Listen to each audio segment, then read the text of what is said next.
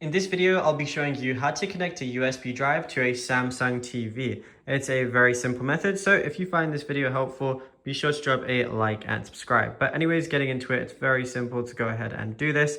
And this is going to be very useful because let's say you have something on your drive that you want to watch on your TV or anything like that, you could do it very easily. So the first thing you want to do, my current one is USB-C to USB-C. So what you're going to need is a USB-A because depending on what TV you have, you likely won't have a USB-C like port. As you can see, I have two HDMI ports and then two USB-A ports.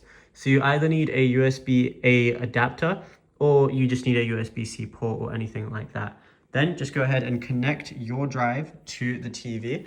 And then once you're basically on the TV, what you're going to go ahead and do is go over to the settings of the TV. So all I want to do is go over and find settings right here. And then once I'm in settings, I'm going to see a lot of different things, right? I'm going to go over to all settings and basically I just want to go to my input area.